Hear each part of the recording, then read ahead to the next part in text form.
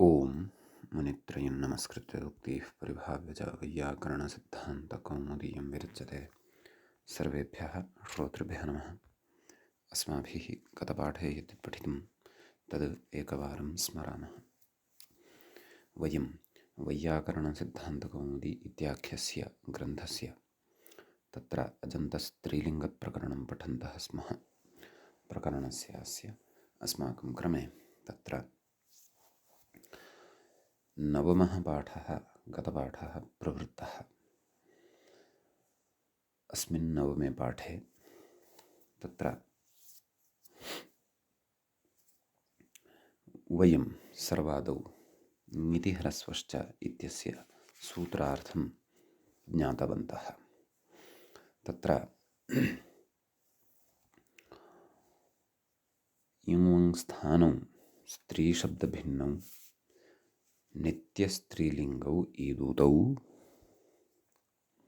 किञ्च ह्रस्वौ च इवर्णो वर्णौ स्त्रियां वा नदीसंज्ञौ स्तः ङिति परे इति सूत्रार्थः तत्र दृष्टः। ततश्च तत्र विकल्पेन नदीसंज्ञा यदा ङिति परतः सम्पन्ना तत्र नदीपक्षे नदीसंज्ञाम् आश्रित्य प्रवर्तन्ते यानि कार्याणि तानि कार्याणि अस्माभिः कृतानि। तत्र आणनद्याः इत्यनेन आडागमः ङितां भवति, अतः मत्यै इत्यादीनि रूपाणि तत्र भवन्ति। तेषु च विशेषः मूले ग्रन्थकारेण दर्शितः एव, मत्यै मदये मत्याः मतेः। ततः तत्र उक्तं नदीत्वपक्षे नाम सप्तमी विभक्तेः एकवचने नदीत्वपक्षे औत् इति ङेः औत्वे प्राप्ते इदुद्भ्याम् इति सूत्रं तत्र आरब्धं पठितम् अस्माभिः।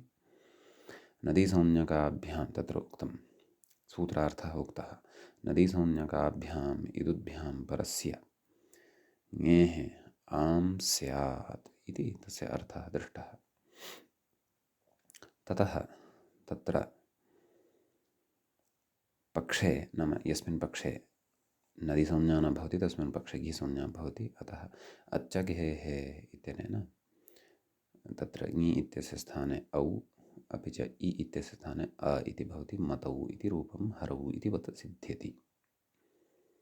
ततः उक्तम् एवं श्रुत्यादयः शब्दाः अपि ज्ञातव्याः, तेषां सिद्धिः अपि इत्थमेव भवति इति।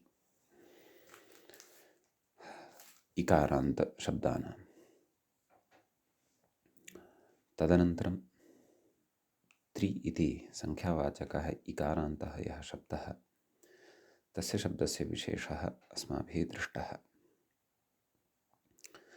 तत्र त्रिचतुरोः स्त्रियान् तिसृचतुस्र इति सूत्रम् अस्माभिः पठितं। स्त्रीलिङ्गयोः एतौ आदेशौ स्तः, एतौ नाम तिसृ अपि च चतुस्र इति यथासङ्ख्यं त्रि अपि च चतुर् इत्यनयोः द्वयोः शब्दयोः स्थाने आदेशौ भवतः। तदनन्तरं तिसृ इति आदेशानन्तरम् अचिरऋतः इति सूत्रं तत्र आरब्धम्। अङ्गाधिकारस्थं सूत्रं सप्तमाध्याये भवति। तत्र उक्तं तिसृ चतुस्र एतयोः ऋकारस्य रेफादेशः स्यात् अचि, किञ्च गुणदीर्घोत्वानाम् अयम् अपवादः भवति इत्यपि उक्तम्। एवम् अचिरऋतः इत्यस्य सूत्रस्य अर्थः अस्माभिः तत्र ज्ञातः। तत्र यण अपि रेफः लब्धुं शक्यते स्म, परन्तु तत्र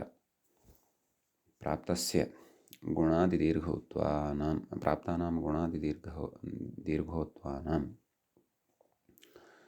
तत्र बाधः भवतु, अत्र रेफः एव अपेक्षितः, अन्यत् कार्यं किमपि नापेक्षितम्। एतदर्थम् अयं सूत्रारम्भः इत्यपि तत्र अस्माभिः विचारितम्। तिस्रः तिसृभिः तिसृभ्यः तिसृभ्यः इत्यादीनि रूपाणि अनुपदमेव मूले उक्तानि। ततः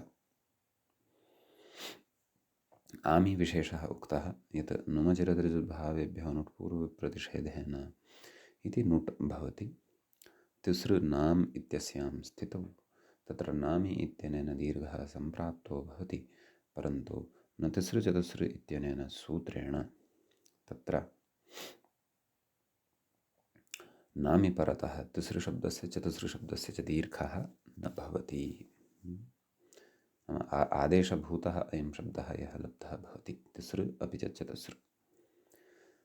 तेन मातॄणां पितॄणाम् इत्यादिवत् तिसॄणाम् इति न भवति, तत्र ह्रस्वः एव इकारः भवति, अतः ह्रस्वः एव ऋवर्णः भवति, अतः तिसॄणाम् इत्येव रूपं तत्र भवति इति अस्माभिः तत्र साधितम्। सप्तम्यां तु तिसृषु इति प्रयोगः तत्र दृष्टः। किञ्च तिसॄणाम् इति षष्ठी बहुवचने ऋवर्णान्नस्य णत्वं वाच्यम् इत्यनेन वार्तिकेन णत्वविधानमपि अस्माभिः स्मृतम् इति एतावान् विषयः अस्माभिः गते पाठे पठितः। गतपाठस्य अन्ते व्याख्यायाः पङ्क्तयः इत्थम् आसन्। न तिसृ इति लुप्तषष्ठीकं पदं ठलोपे इत्यतः दीर्घ इत्यनुवर्तते, नामि इति सूत्रं च अनुवर्तते इति तिसृ इत्यादिना तिसॄणां ऋवर्णान्नस्य इति णत्वम्। एतावान् विशेषः अत्र अस्माभिः पठितः। व्याख्यायाः एतावांश्च भागः गतपाठे स्पृष्टः। अधुना तावत् प्रकृते अग्रिमः पाठः भवति तत्र आरब्धः। अजन्तस्त्रीलिङ्गप्रकरणस्य अस्य अस्माकं क्रमे दशमः पाठः अधुना आरब्धः भवति। अत्र अग्रे किञ्चित् अचिरारितः इति सूत्रविषये व्याख्याता कथयन्नस्ति। पश्यन्तु, गतपाठे मयापि उक्तमासीत् यत् तत्र तिसृ अस् इत्यवस्थायां ऋतु उत् इत्यनेन उत्वं स्यात्,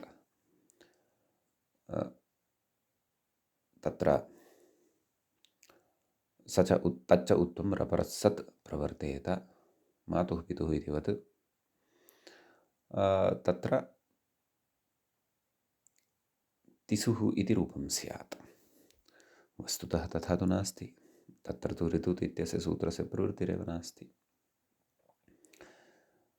तत्र पूर्वं सामान्येन उक्तं, वस्तुतः तत्र ऋतुत् इत्यस्य प्रवृत्तिरेव नास्ति। कुतः? ऋतुत् तु ङसि प्रत्ययः यदा परतः भवति, ङस् प्रत्ययः च यदा परतः भवति तदा एव प्रवर्तते, एवं खलु?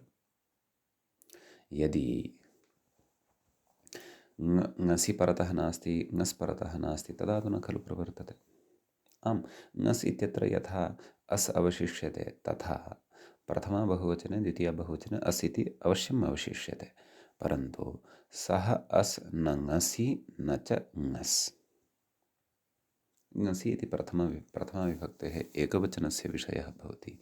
ङस् इत्यपि प्रथमाविभक्तेः क्षन्तव्यः, ङसि इति पञ्चमी विभक्तेः एकवचनं भवति। ङस् इति अपि षष्ठी विभक्तेः एकवचनमेव भवति। तर्हि अचिरारितः इति उत्वस्य अपवादः कथं भवति इति जिज्ञासा जायते खलु। यतः पूर्वम् अचिरारितः इत्यत्र मूले एव खलु उक्तं किम्? गुणदीर्घ उत्वापवादानां गुणदीर्घ उत्वानाम् अपवादः इति पठितं।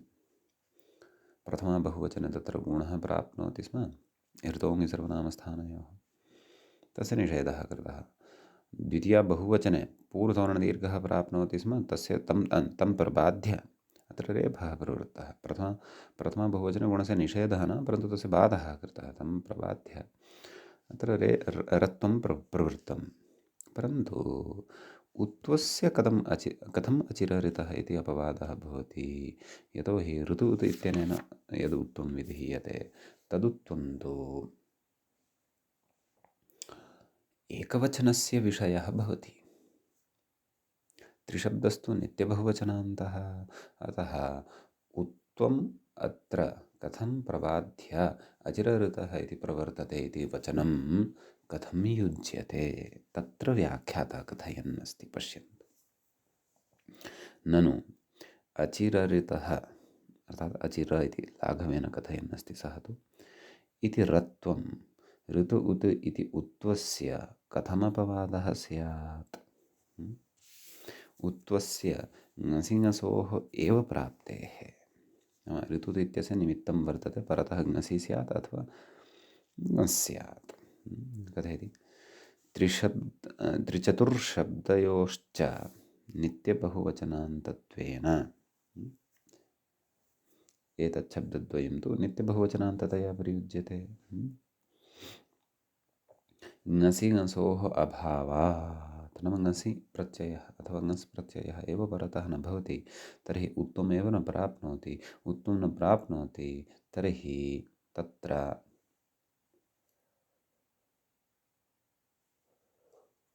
कथं वा तत्र इदं रत्वम् उत्वस्य अपवादः भवितुमर्हति। यतः उत्सर्गस्यापि निश्चयेन प्राप्तिः भवेत् खलु, तदैव अन्यस्य तदैव आरभ्यमाणः विधिः यः भवति सः तस्य अपवादः भवति। येन न प्राप्ते यो विधिरारभ्यते सः तस्य अपवादः भवति इति च वयं पठितवन्तः। समीचीनम्, एवं खलु। तर्हि इति चेत् न तथा यदि भवता शङ्क्यते, अत्र उत्वपरिगणनं रत्वम् अपवादः भवति इति विचारे उत्वस्य परिगणनं सर्वात्मना व्यर्थम् अस्ति इति यदि भवता विचार्यते तर्हि तथा नास्ति। अत्र उत्वस्यापि अपवादः इदं रत्वं भवति। कथं भवति तदत्र उच्यमानं वर्तते। कथयति इति चेन्न कथयति, प्रियतिस्रः इत्यादि बहुव्रीहौ, प्रियाः तिस्रः यस्य सः प्रियतिस्रः इति अचिरेण पठिष्यते अग्रे। इत्यादि बहुव्रीहौ तत्सत्त्वात्, नाम बहुव्रीहौ तु तिसृशब्दः एकवचने अपि लभ्यते, द्विवचने अपि लभ्यते, बहुवचने अपि लभ्यते, एवं खलु। तत्र एकवचनत्वमपि वर्तते, द्विवचनत्वमपि वर्तते, बहुवचनत्वमपि वर्तते। प्रियतिस्रः, प्रियतिस्रौ, प्रियतिस्राः इत्येवं रीत्या अग्रे रूपाणि साधयिष्यन्ते। तत्र च पञ्चमी अपि वर्तते। तत्र पञ्चम्यां प्रियतिस्रस्य इति प्रयोगः अपेक्षितः। यथा रत्वे सति तत्र अकारान्तता सम्पद्यते। यदि रत्वं न स्यात् तर्हि तत्र अपि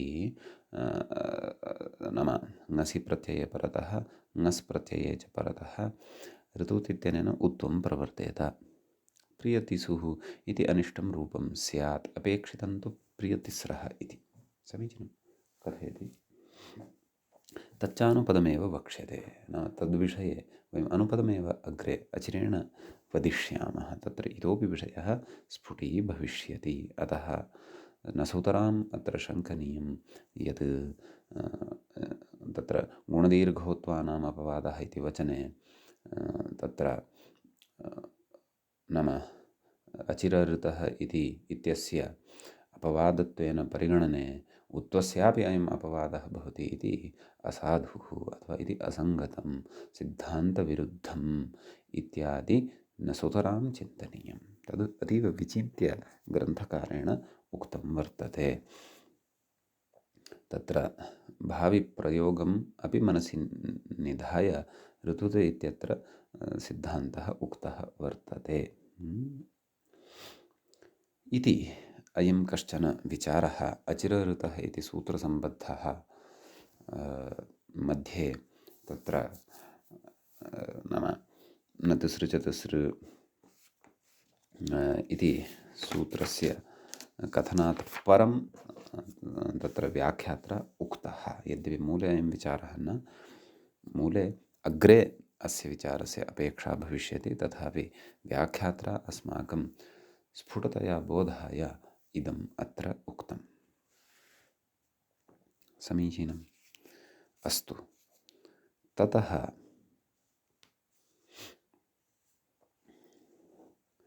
अग्रे किं कथयति इति पश्यन्तु।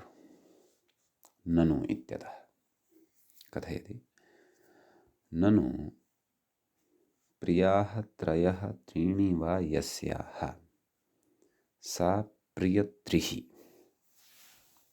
समीचीनं। नाम यस्याः केचन त्रयः प्रियाः वर्तन्ते, अथवा नाम ते प्रियाः पुत्राः वा अथवा ये केपि, नैव, सत्यं सत्यं, यस्याः त्रयः प्रियाः वर्तन्ते अथवा कानिचन त्रीणि प्रियाणि वर्तन्ते, सा प्रियत्रिः भवति। तत्र विग्रहः अयमेव, प्रियाः त्रयः अथवा प्रियाणि त्रीणि यस्याः। अलौकिकविग्रहः प्रियजस् त्रिजस्। ततः अनेकमन्यपदार्थ इत्यनेन समासः, प्रातिपदिकसंज्ञा कृतधितसमासाश्च इत्यनेन सुपोधातुप्रातिपदिकयोः इत्यनेन सुबुलुक् भवति। प्रियत्रि इति शब्दः अवशिष्यते, तस्मात् सुप्रत्ययः सस्य ऋत्वे विसर्गे सति प्रियत्रिः इति प्रयोगः सिद्धः भवति। प्रथमाविभक्तेः एकवचने इदं रूपं सिद्धं भवति। समीचीनम्। कथयति अग्रे, इति बहुव्रीहावपि तिस्रादेशः कुतः न स्यात्। एवं खलु, अस्माभिः तिस्रादेशः कृतः, केन सूत्रेण कृतः, त्रिचतुरोः स्त्रियां तिसृचतसृ इति, एवं रीत्या तत्र आदेशः कृतः।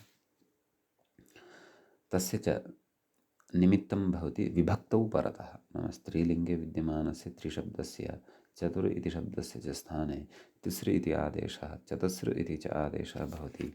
विभक्तिः यदा परतः भवति तदा। समीचीनं। ततः तत्र तदेव उक्तं, नाम बहुव्रीहौ अपि त्रिशब्दः श्रूयमाणः वर्तते, तत्र तिस्रादेशः कुतः न भवति इति शङ्क्यते। कथयति इत्यत आह, अतः कथयति किं, स्त्रियाम् इत्यादि मूले पश्यन्तु।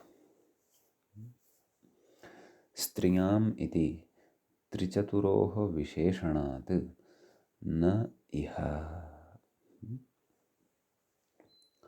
इह नाम क्व न प्रियास्त्रयः त्रीणि वा, नाम प्रियाणि त्रीणि वा, यस्याः सा प्रियत्रिः, मूले उक्तम् अतिशब्दवत्, तद् अग्रे कथयिष्यति व्याख्यातः। कथयति, नाम अस्याः पङ्क्तेः अभिप्रायः कः, नाम स्त्रियाम् इति त्रिचतुरोः विशेषणात्। तत्र त्रिशब्दः, स्त्रियाम् इति त्रिशब्दस्य विशेषणं वर्तते, पुनः चतुर् इति शब्दस्यापि विशेषणं वर्तते, अर्थात् त्रिशब्दः स्त्रीलिङ्गे यदा व्यवह्रियते, चतुर्शब्दश्च स्त्रीलिङ्गे यदा विधीयते, तदा एव तिसृ इति आदेशः, चतस्र इति च आदेशः। कथयति व्याख्याता अग्रे स्पष्टतां कुर्वन् कथयन्नस्ति। प्रियत्रिशब्दः हि स्त्रीलिङ्गः, न अयं शब्दः स्त्रीलिङ्गे व्यवहृतः वर्तते, न तु त्रिशब्दः। समीचीनं। प्रियत्रिशब्दः तत्र समासवशात्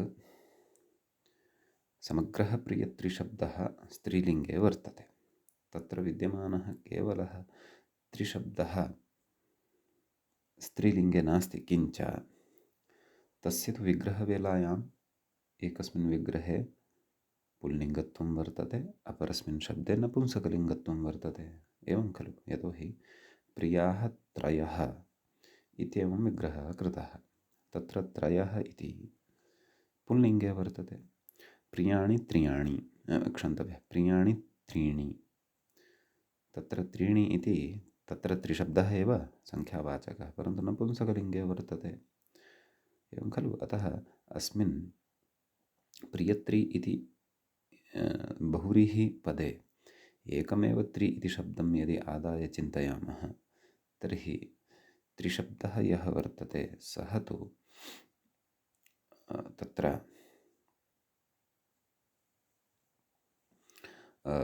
स्त्रीलिङ्गे नास्ति। आम्, यस्तु समस्तपदं वर्तते प्रियत्री इति, तत्तु स्त्रीलिङ्गे वर्तते अन्यपदार्थप्रधानत्वात्।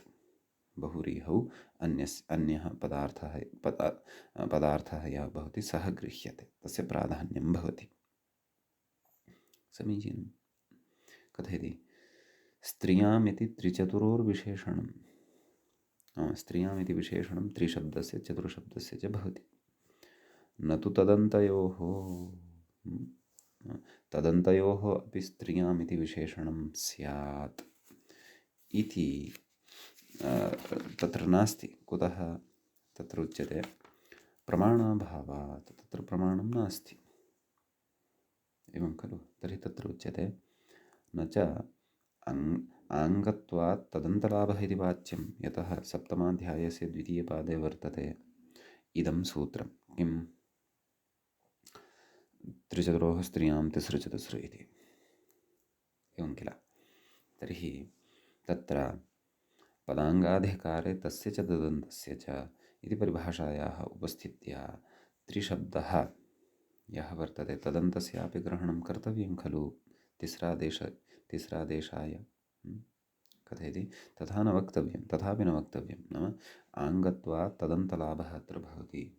नाम त्रिशब्दस्यापि तिसृ इति आदेशः भवति। त्रिशब्दः यस्य अन्ते वर्तते तस्य अन्ते विद्यमानस्य तिसृ इत्यस्यापि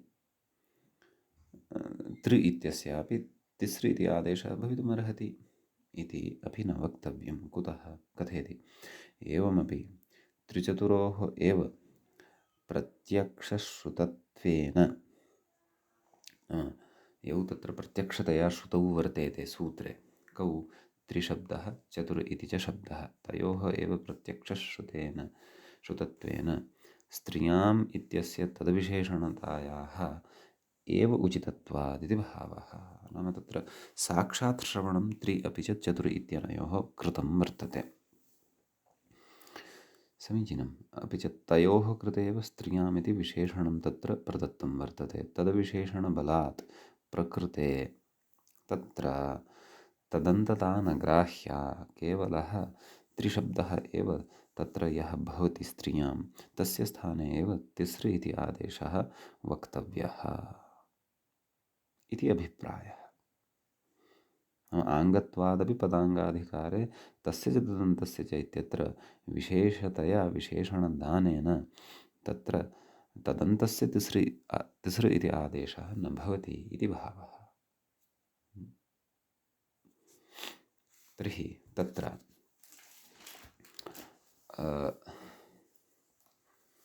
एवं रीत्या प्रकृते तिस्रादेशः न भवति इति युक्त्या प्रतिपाद्यते। समीचीनं। ततः कथयति अग्रे ङितिह्रस्वश्चेति नदीविकल्पं मत्वा आह मतिशब्दवदिति। नाम अत्र मतिशब्दवत् रूपाणि भवन्ति इति। सम्यक्। नाम मतिशब्दस्य यथा रूपाणि अस्माभिः साधितानि तद्वद् एव अत्रापि रूपाणि भवन्ति इत्यर्थः। समीचीनं। ततः प्रकृते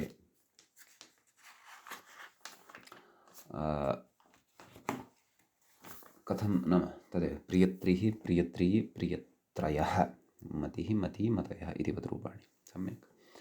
संबोधने हे प्रियत्रे, हे प्रियत्री, हे प्रियत्रयः, एवं रीत्या रूपाणि भविष्यन्ति।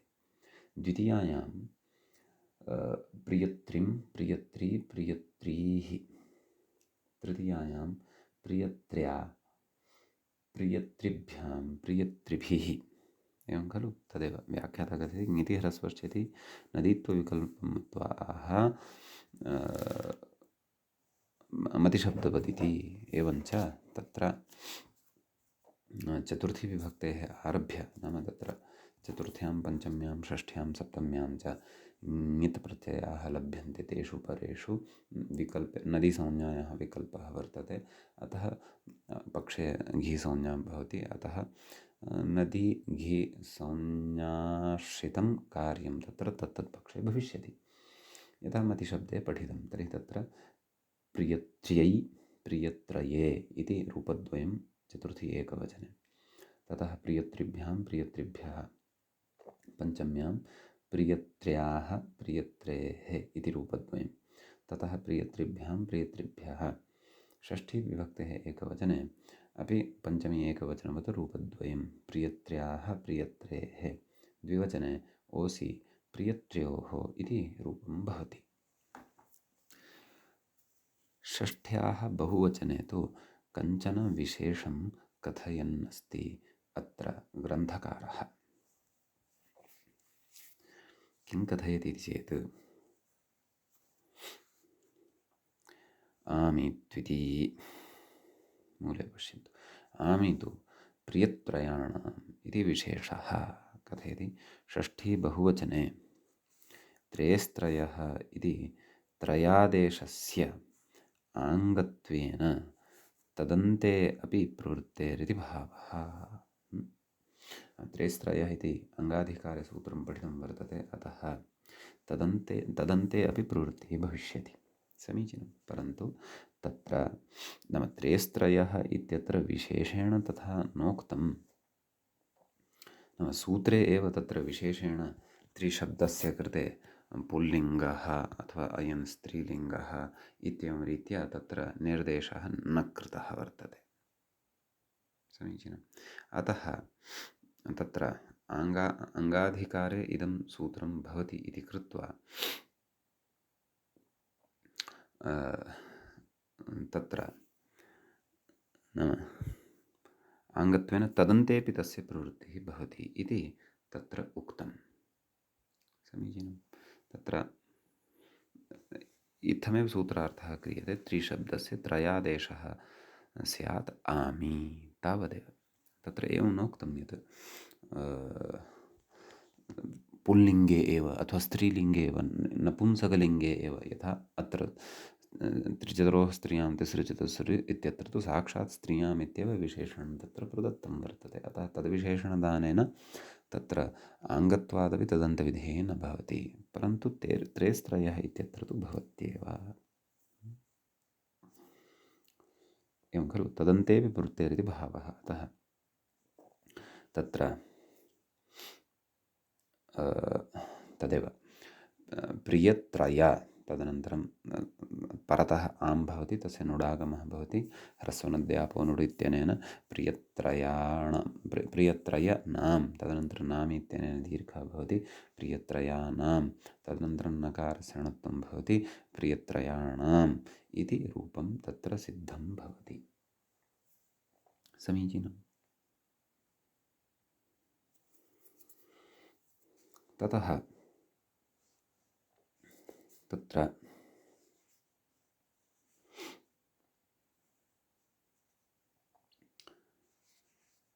अग्रे व्याख्याता कथयन् अस्ति।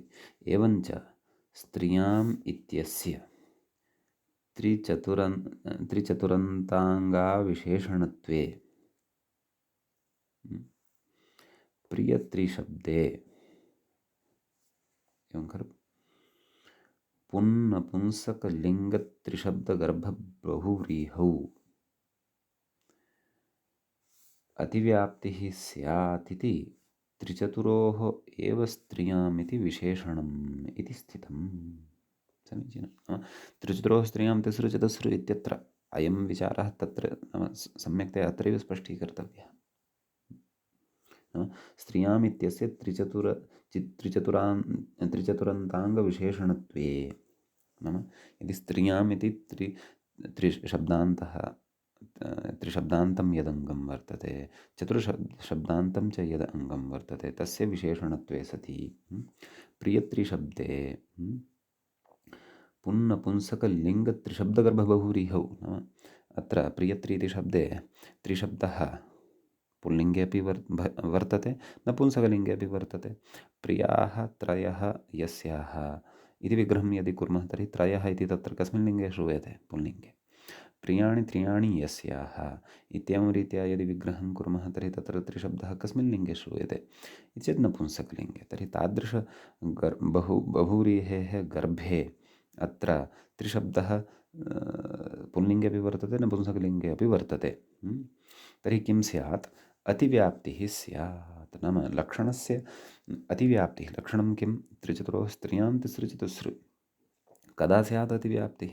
यदि स्त्रियामिति त्रिचतुरन्ताङ्गविशेषणत्वेन स्वीक्रियते। केवलत्रिशब्दस्य एव विशेषणत्वे स्वीकारे तु क्लेशः नास्ति। तर्हि स्त्रीलिङ्गे विद्यमानस्य त्रिशब्दस्य एव तत्र तिसृ इति आदेशः। एवमेव केवलस्य चतुर्शब्दस्य स्त्रीलिङ्गे एव स्वीकारेण तु दोषः नास्ति। तत्र स्त्रीलिङ्गे एव चतुर्शब्दस्य चतुस्र इति आदेशः भविष्यति। परन्तु तत्र तथा चेत् अतिव्याप्तिः अनिष्टानि रूपाणि भविष्यन्ति। परन्तु स्त्रियाम् इति विशेषेण त्रिचतुरोः एव तत्र विशेषणत्वेन प्रयुक्तम् इति कृत्वा स्त्रीशब्दः यदा तत्र स्त्रीलिङ्गे उपस्थितः भवति अस्माकं पुरतः तदा एव तस्य तिसृ चतुस्र इति एतौ आदेशौ भवतः। चतुर् इत्येतयोः स्थाने इति भावः। एवं खलु? स्यादिति त्रिचतुरोः एव स्त्रियाम् इति विशेषणम् इति भावः इति स्थितं। नाम स्त्रीलिङ्गे एव त्रिचतुरोः स्त्रियाम् इति विशेषणं भवति, न तु तत्र लिङ्गान्तरे तदन्तयोः अपि। तेन त्रिशब्दः समासे वा असमासे वा यत्र अपि च चतुर्शब्दोऽपि समासे वा असमासे वा यत्र केवले स्त्रीलिङ्गे एव लब्धः भवति तस्य स्थाने एव तिसृ इति आदेशः चतुस्र इति आदेशः च कर्तव्यः इति अयं विषयः सुष्ठु अत्र बुद्धौ स्थापनीयः।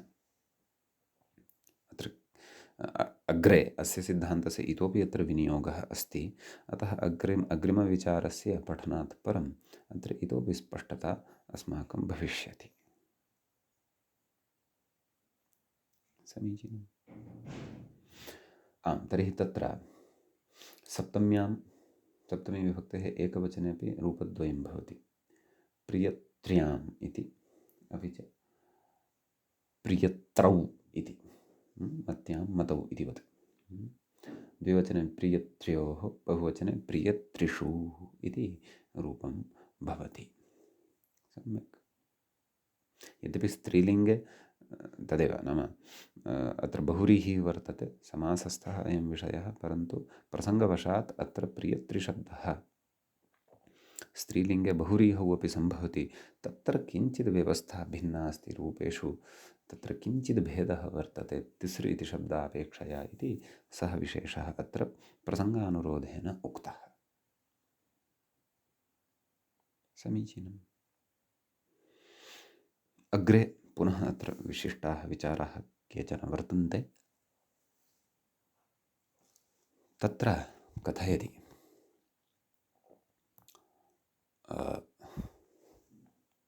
ग्रन्थकारः, व्याख्याता कथयति आदौ प्रवेशयन् अस्ति। तत्र अग्रिमपङ्क्तेः मध्ये कथयति अथ स्त्रीलिङ्गत्रिशब्दगर्भबहुव्रीहौ। पूर्वमस्माभिः कीदृशः बहुव्रीहिः दृष्टः?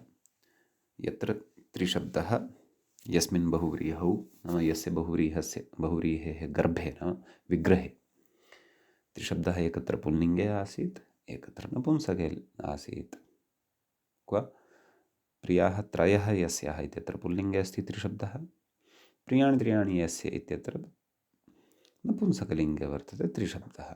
आहत्य यः शब्दः सम्पन्नः सः तु स्त्रीलिङ्गे एव वर्तते, परन्तु तत्र प्रियत्रिशब्दः स्त्रीलिङ्गे वर्तते अन्यपदार्थप्रधानत्वात् इति चिन्तनीयम्, इति मन्तव्यं, न तु केवलः त्रिशब्दः एव। अस्तु, तर्हि कथयति अथ त्रिशब्दगर्भबहुव्रीहौ। इदानीं तादृशः बहुव्रीहिः द्रष्टव्यः यस्य बहुव्रीहेः गर्भे अर्थात् अन्तः अर्थात् विग्रहवेलायां त्रिशब्दः स्त्रीलिङ्गे भवति। तद् वक्ष्यति अग्रे। कथयति बहुव्रीहौ अतिव्याप्तिनिरासार्थं न अतिव्याप्तिनिरासार्थम् अपि स्त्रियाम् इति त्रिचतुरोः एव विशेषणं न तु तदन्तयोः इति मत्वा आह इति। नाम तत्र यस्मिन् बहुव्रीहौ त्रिशब्दः स्त्रीलिङ्गे अस्ति तत्र निरासार्थम् अपि तत्र अतिव्याप्तेः निरासः भवतु। अतिव्याप्तिः का? तिसृ इति आदेशः, चतुस्र इति आदेशः तस्य, परन्तु अत्र तिसृ इति आदेशविषये एव चर्चा अस्ति। यतः चतुर्शब्दस्तु स्त्रियां हलन्ताधिकारे व्याख्यास्यते। समीचीनं। कथयति अतिव्याप्तिनिरासार्थमपि स्त्रियामिति त्रिचतुरोः एव विशेषणं। स्त्रियाम् इति यद् वर्तते तत् त्रि अपि च चतुर् इत्यनयोः एव विशेषणं भवति। सम्यक्। न तु तदन्तयोः विशेषणं तद् भवति इति भावः। समीचीनं। तर्हि अस्तु, उदाहरणं किम्? उदाहरणमुखेन यदा अग्रे गच्छामः तदा विषयः इतोपि स्फुटः अत्र स्यात्। अतः कथयति न तु तदन्तयोः इति मत्वा किं वदति प्रियतिस्र इत्यादिः मूले पश्यन्तु। प्रियाः तिस्रः यस्य सः प्रियतिसा इति। समीचीनं। कश्चन पुरुषः, तस्य तिस्रः प्रियाः वर्तन्ते। श्रीमान् दशरथः भवितुमर्हति। समीचीनम्। अथवा अन्योपि तत्र स्त्रीलिङ्गे काश्चन महिलाः एव ग्राह्याः इति नास्ति। अन्यत् अपि वस्तु किमपि अथवा अन्यः अपि पदार्थः स्त्रीलिङ्गे यः विद्यमानः वर्तते शब्दः, तस्यापि ग्रहणमत्र प्रसङ्गानुरोधेन कर्तुं शक्यते। समीचीनम्। प्रियतिसेति तर्हि कथयति अग्रे पश्यन्तु। समासे सति अन्तर्वर्तिविभक्तेः लुकालुप्तत्वात् नाम समासः भवति। विग्रहः कथं? प्रियाः तिस्रः यस्य। अलौकिकविग्रहः कथं? प्रिया जस् तिसृ जस्। समीचीनं। ततः अनेकमन्यपदार्थ इत्यनेन समासः क्रियते। कृत्तद्धितसमासाश्च इत्यनेन प्रातिपदिकसंज्ञा क्रियते। सुपोधातु प्रातिपदिकयोः इत्यनेन सुबलुकं भवति। सम्यक्। तर्हि प्रिया तिसृ इति भवति। ततः प्रिया इत्यस्य पुंवद्भावः भवति। सः पुंवद्भावविषयः अग्रे पठिष्यते। प्रिया इति प्रिय इति रूपेण परिवर्तितः भवति शब्दः। अतः प्रियतिसृ प्रियत्रि इति शब्दः भवति। त्रिशब्दस्य स्थाने तिसृ इति आदेशः भवति। अस्तु, व्याख्यातारं पश्यामः। समासे सति अन्तर्वर्तिविभक्तेः लुकालुप्तत्वात् नाम तत्र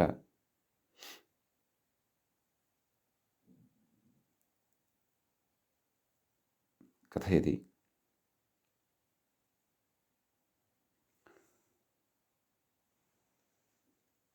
तत्र जस् इत्यनयोः अस्माभिः लोपः केन कृतः?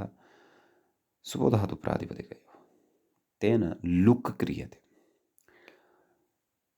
तर्हि लुकालुप्तत्वात् कथयति तिस्रादेशनिवृत्तौ नाम लुक् यदि कृतः तर्हि परतः विभक्तिः न लभ्यते खलु, वा न वा? परतः विभक्तिः न लभ्यते। यतः तत्र विभक्तिः कुतः अपेक्षिता? तिसृ इति आदेशः यदि कर्तव्यः केन? त्रिचतुरोः स्त्रियां तिसृ चतुस्र, तेन विभक्तिः काचित् परतः अपेक्षिता भवति। तदा एव तिसृ इति आदेशः भवति। कथयति लुकालुप्तत्वात् तिस्रादेशनिवृत्तौ प्रियत्रिशब्दात् नाम प्रियत्रि इति शब्दः यः वर्तते तस्मात् सुप्रत्ययः भवति। नाम समस्तात् पदात् बहुव्रीहौ यत् पदं लब्धं वर्तते तस्मात् पदात् सुप्रत्ययः भवति।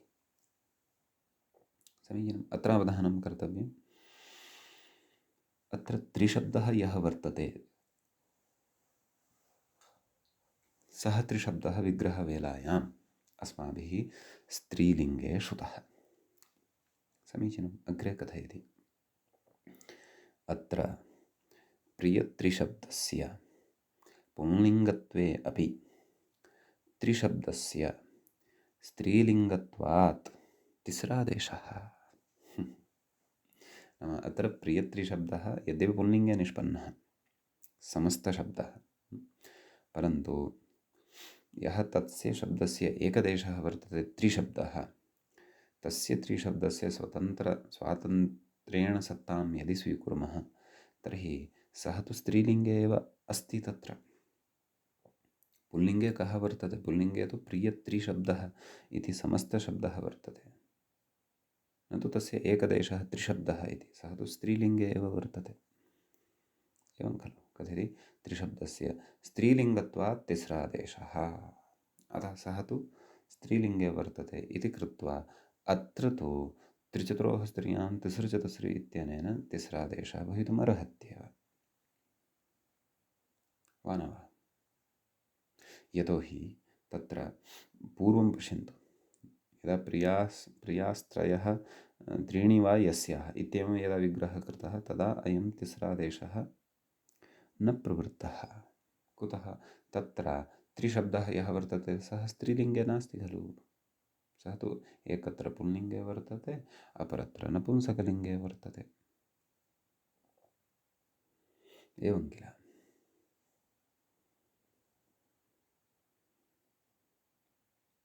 ततः कथयति अग्रे, नाम तिस्रादेशः जातः। तर्हि का स्थितिः? प्रियतिसृसु इत्यवस्थायां कथयति ऋदुषणसित्यनङ्। ऋदुषणस्पुरोदंसोनेः साञ्चत्यनेन आदेशः भवति ऋवर्णस्य स्थाने, यथा सखा इत्यादीनि रूपाणि साधितानि खलु, तद्वत्।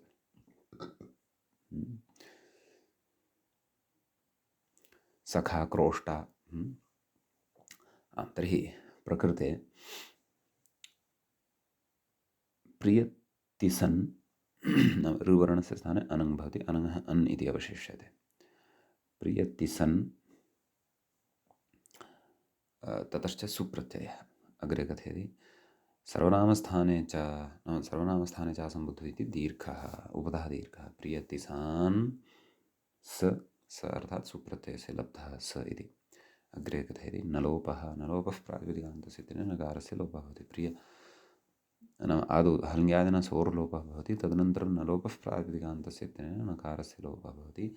प्रियतिसा इति रूपं सिद्धं भवति। तर्हि यस्य तिस्रः प्रियाः वर्तन्ते सः प्रियतिसा इति भवति। समीचीनम्। नाम अत्र यथा तिस्रादेशविषये अतिव्याप्तिविचारः अस्माभिः प्रियत्रिः इत्यत्र पठितः, तादृश अतिव्याप्तेः प्रसङ्गः अत्र नास्ति। समीचीनम्। अत्र तु न भवितुमर्हति, परन्तु तथापि अत्र तिस्रादेशः बाधितो न भवति। कुतः? यतः प्रियत्रि इति शब्दे प्रकृते त्रिशब्दः यः वर्तते सः स्त्रियां वर्तते, स्त्रीलिङ्गे वर्तते। प्रियत्रि इति समस्तपदं पुल्लिङ्गे वर्तते, न तु तस्य विद्यमानः एकदेशः त्रिशब्दः पुल्लिङ्गे वर्तते, सः तु स्त्रीलिङ्गे वर्तते। अतः तस्य तु तिसादेशः नाम तिस्रि इति आदेशः भवितुम् अर्हत्येव। समीचीनम्। इति अत्र विवेकः जागरूकतया कर्तव्यः। समीचीनम्। अग्रे कथयति, स्त्रियाम् इत्यस्य नाम तस्मिन् विषये एव कथयति, स्त्रियाम् इत्यस्य त्रिचतुरन्ताङ्गविशेषणत्वे तु अव्याप्तिः स्यात् इति भावः। नाम स्त्रियाम् इति यदि तत्र त्रिशब्दान्तं यदङ्गं वर्तते, चतुर्शब्दान्तं यदङ्गं वर्तते इत्येवं रीत्या विशेषणत्वे तु अत्र अव्याप्तिः स्यात्। नाम अत्र तिसादेशस्य तत्र प्राप्तिरेव न भवति स्म। एवं खलु? यतोहि अत्र यदङ्गं वर्तते प्रियतिसृ इति प्रियत्री इति यदङ्गं वर्तते तन्न स्त्रियां तत्तु पुल्लिङ्गे वर्तते। यदि तत्र अङ्गविशेषणत्वं स्त्रियाम् इत्यस्य पदस्य स्वीकुर्मः एवं किल। तर्हि त्रिशब्दान्तः यः अयं शब्दः वर्तते अत्र तु अपेक्षितस्य तिसृ इति आदेशस्य प्रवृत्तिरेव न भवति स्म, अव्याप्तिः जायते स्म। समीचीनं। कुतः? यतः प्रियत्रिशब्दः न स्त्रीलिङ्गे अत्र, सः तु नपुंसक पुल्लिङ्गे वर्तते इति कृत्वा, अतः तत्र अङ्गान्त नाम विशेषणस्य अस्वीकारेण एव अत्र त्रिशब्दस्य स्थाने तिसृ इति आदेशः सम्पन्नः इति भावः। समीचीनं। ततः तत्र द्विवचने प्रियतिसृ इत्यादिरूपाणि अग्रे वक्ष्यन्ते। ततः पूर्वं केचन विशेषाः अत्र उच्यमानाः सन्ति। ते विशेषाः अस्माभिः सन्तिशोतव्याः, पठनीयाः। समीचीनं। किं कथयति पश्यन्तु। एतावता अस्माभिः प्रथमाविभक्तेः एकवचने तत्र पुल्लिङ्गे प्रियतिसा इति रूपं साधितं वर्तते। समीचीनं। तत्र कथयन्नस्ति, ननु त्रिचतुरन्ताङ्गविशेषणत्वे अपि, नाम स्त्रियामिति त्रि इत्यन्तः चतुर् इत्यन्तः च यः शब्दः वर्तते तस्य विशेषणत्वे अपि न अत्र अव्याप्तिः, नाम अत्र अव्याप्तिविषयः यः उच्यमानः वर्तते कस्य? तिसृ इति आदेशस्य। नाम तिसृ इति आदेशः न प्रवर्तेत, तस्य अत्र व्याप्तिः अर्थात् प्रवृत्तिः न स्यात्। तथा नास्ति। कश्चन पक्षः उपस्थाप्यमानः वर्तते।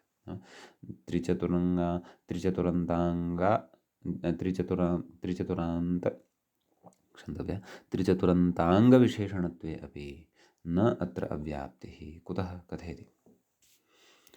प्रियाः तिस्रः यस्य इति विग्रहवाक्ये प्रवृत्तस्य तिस्रादेशस्य समासे अपि अनुवृत्तिसम्भवात्। एवं खलु विग्रहः कथं कृतः? प्रियाः तिस्रः, तद्विग्रहवेलायां तु तिसृ इति आदेशः दृश्यते एव खलु, तिसृ इति ऋकारान्तः आदेशः दृश्यते एव खलु। अतः यथा विग्रहे वर्तते सः आदेशः तद्वत् समासेऽपि तस्य सङ्क्रमणम् अथवा अनुवर्तनम् अथवा प्रवर्तनं भवतु, एवं खलु।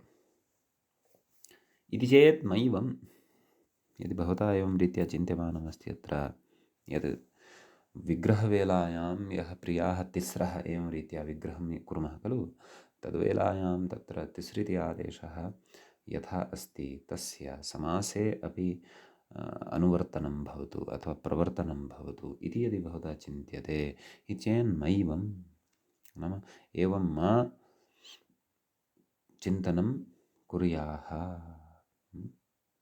कुतः कथयति? लौकिकविग्रहवाक्यं हि परिनिष्ठितत्वात् समासस्य न प्रकृतिः। लौकिकविग्रहवाक्यं यद् भवति परिनिष्ठितत्वात् नाम तत्र सन्धिकार्यादिकं सर्वं कृतं भवति, पदकार्यं कृतं भवति, तत्र पदानि निष्पन्नानि पदानि प्रयुज्यन्ते। प्रकृतिप्रत्ययोः सर्वविधं सन्ध्यादिकार्यम् अथवा अन्यविधं सर्वं पदसम्बन्धिकार्यं तत्र जातं भवति। सम्यक्। तत्र लौकिकविग्रहवाक्यं हि परिनिष्ठितत्वात् समासस्य न प्रकृतिः, नाम समासस्य प्रकृतिः न भवति। अग्रे कथयति, किन्तु अलौकिकमेव प्रक्रियावाक्यम् इति। अलौकिकं यत् प्रक्रियावाक्यं वर्तते तदेव समासस्य प्रकृतिः भवति, तत्रैव समासः क्रियते इति भावः। तच्च किं कथयति, अलौकिकविग्रहवाक्यं किं तत् कथयति। ततश्च प्रिया अस् त्रि अस् इति अलौकिकप्रक्रियावाक्ये समासप्रवृत्तौ, नाम समासः तत्र क्रियते। अन्तरङ्गानपि विधीन् बहिरङ्गो लुक् बाधते।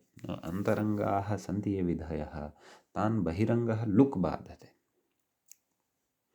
कथयति इति परिभाषया तिस्रादेशं बाधित्वा, नाम तिस्रादेशः यः वर्तते अन्तरङ्गभूतः बाधित्वा विभक्तिलुकि, नाम विभक्तेः लुक् तत्र प्रवर्तते। कः सः? कृत्तद्धितसमासाश्च इति। विभक्तिलुकि प्रियत्रिशब्दात्, एवं खलु। समासात् सुबुत्पत्तौ, नाम समासः आदौ प्रवृत्तः, ततः सुबुत्पत्तौ त्रिचतुरोः इत्यस्य आङ्गत्वात्, एवं खलु। त्रिचतुरोः इति अङ्गाधिकारसूत्रं पठितमिति कृत्वा तदन्तविधावपि, तदन्तविधौ सत्यपि निर्दिश्यमानस्य आदेशाः भवन्ति इति परिभाषया निर्दिश्यमानस्य एव आदेशाः भवन्ति। समीचीनं।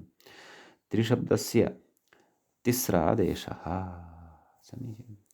त्रिशब्दः यः तत्र वर्तते तस्य स्थाने तिस्र इति आदेशः भवति इति। सम्यक्। अग्रे कथयति, सः च स्त्रियाम् इत्यस्य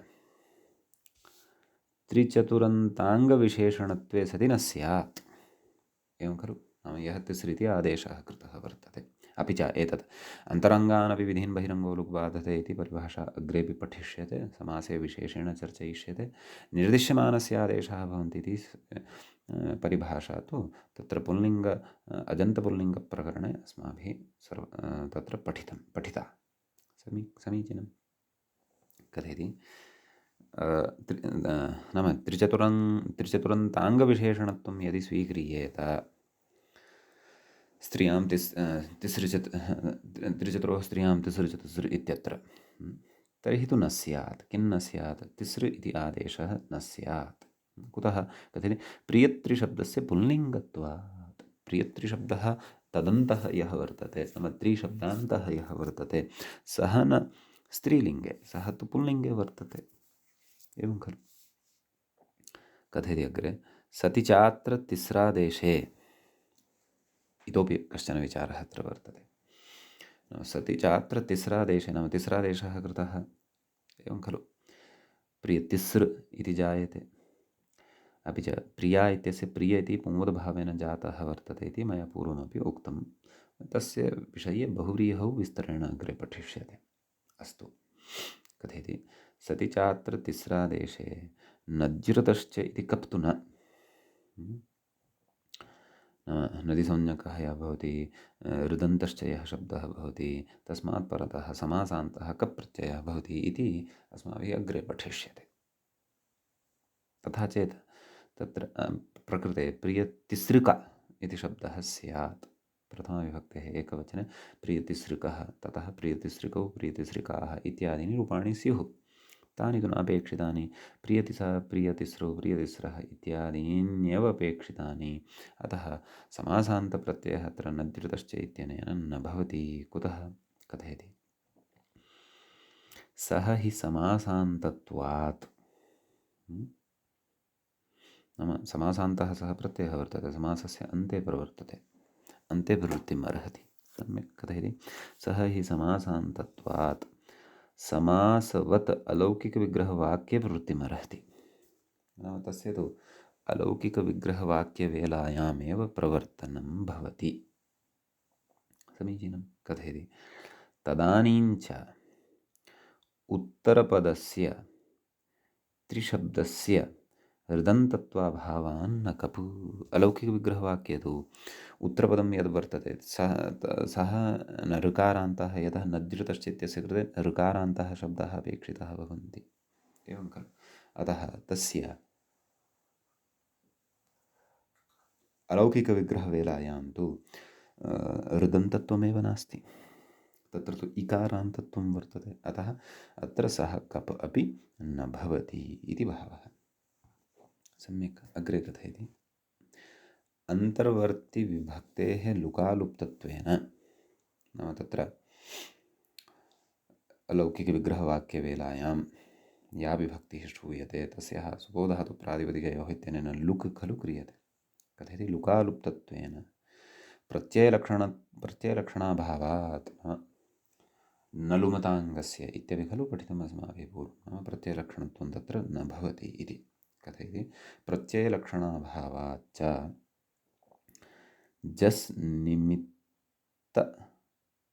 जसनिमित्तक तिस्रादेशस्याभावात्। समीचीनं। नाम तत्र परतः विभक्तिरपि नास्ति, विभक्तिः खलु काचिदपेक्षिता। तत्र तिस्रादेशं कर्तुं कथयति अन्तर्वर्तिविभक्तेः लुकालुप्तत्वेन प्रत्ययलक्षणाभावाच्च, नाम प्रत्ययलक्षणत्वं तत्र न भवति। अतः जसनिमित्तक तिस्रादेशस्य अभावात्, नाम तिस्रादेशः तत्र जसनिमित्तकः तिस्रादेशः न भवति, परन्तु सुप्रत्ययः यः विहितः वर्तते तन्निमित्तीकृत्य तत्र तिस्रादेशः भवति इति भावः। सम्यक्। अग्रे कथयति न च अकृते समासान्ते कपि, नाम समासान्तः कप् प्रत्ययः अत्र यदि न क्रियते, प्रियत्रिशब्दात्, नाम प्रियत्रिशब्दः यः वर्तते सुबुत्पत्तौ तिस्रादेशे सति कप् संख्यः, एवं खलु। नाम अकृते समासान्ते कपि प्रियत्रिशब्दः सिद्धः भवति, ततः सुबुत्पत्तिः यदा भवति तदा तिस्रादेशे सति कप् संख्यः, नाम ततः तिस्रादेशं कुर्मः, तदनन्तरं तत्र कपं कुर्मः, कप् संख्यः। कथयति अकृतेपि समासान्ते समासत्वस्य एव अनिष्पत्त्या, कथयति अकृते कपि समासान्ते, अकृते अपि इति न, अकृते कपि, कपि यदि न क्रियते तर्हि समासान्ते, समासान्ते कपि अकृते समासत्वस्य एव अनिष्पत्त्या, नाम समासत्वस्य एव तत्र निष्पत्तिः न जायते, ततः सुबुत्पत्तेः असम्भवात्, नाम ततः सुबुत्पत्तिरेव न भवति, सुबुत्पत्तेः असम्भवः अस्ति इत्यास्तां तावत्। अतः अत्र अभिप्रायः अयमेव, कप् प्रत्ययः समासान्तः न भवति, तिस्रादेशस्तु भवत्येव, तिस्रादेशे सत्यपि कप् प्रत्ययः न भवति, तत्र युक्तयः इमाः प्रदर्शिताः वर्तन्ते, तावदेव। उद्ग्रन्थस्थाः अत्र केचन विचाराः स्पृष्टाः, परन्तु मूले नितान्तं तत्र सम्बन्धः वर्तते, अतः तत्तु अस्माभिः अत्र बुद्धौ स्थापनीयमेव। अस्तु, एकवचने प्रियतिसाः इति रूपं साधितं, द्विवचनस्य विषयं कथयति प्रियतिस्राविति, मूले पश्यन्तु, प्रियतिस्रौ कथयति गुणं बाधित्वा रत्वं केन अचिरऋतः इति, एतेन सूत्रेण। नाम अत्र ऋतोङ्गि सर्वनामस्थानयोः इत्यनेन गुणः प्राप्तः आसीत्, परन्तु अचिरऋतः इत्यनेन अत्र रत्वं भवति, एवं खलु। अतः तत्र रत्वे सति यतः अचिरऋतः इत्यनेन तत्र अजादिविभक्तिः परतः अपेक्षिता, प्रथमाविभक्तेः एकवचने तु अजादिविभक्तिः परतः नास्ति, अतः रत्वन्न प्रवृत्तम्, अतः तत्र तु अनगादिकं विधाय प्रियतिसा इत्येव रूपं भवति इति भावः। समीचीनं। कथयति गुणं बाधित्वा रत्वम्। अस्तु, तर्हि प्रियतिस्रौ इति रूपं सिद्धं भवति। सम्यक्। अग्रे कथयति प्रियतिस्रा इति, प्रियतिस्रा जसि, परन्तु जसि तु प्रियतिस्रा इति नास्ति, प्रियतिस्रः इति अस्ति, अतः तत्र किञ्चित् परिष्कारः अवधानं च कर्तव्यं। व्याख्यायां प्रियतिस्रा इति दृश्यते, प्रियतिस्रः इति खलु भवति। कथयति जसि पूर्वसवर्णदीर्घं बाधित्वा रत्वं, नाम जसि परतः अत्र पूर्वसवर्णदीर्घस्य बाधः भवति, अतः रत्वम् अत्र भवति। प्रियतिस्रस् सस्य ऋत्वे विसर्गे सति प्रियतिस्रः इति रूपं बहुवचने भवति। अन्यानि अपि रूपाणि अत्र द्रक्ष्यामः, अन्याश्च विशेषान् अत्र पठिष्यामः अग्रिमे पाठे। अद्यतनपाठः तावत् अत्रैव अस्माभिः उपसंह्रियते। मङ्गलं क्रियते। मुनित्रयं नमस्कृत्य उक्तिः परिभाव्य च वैयाकरणसिद्धान्तकौमुदीयं विरच्यते। एवञ्च अजन्तस्त्रीलिङ्गप्रकरणस्यास्य अस्माकं क्रमे तत्र दशमः पाठः सम्पन्नतां गतः। नमः सर्वेभ्यः श्रोतृभ्यः।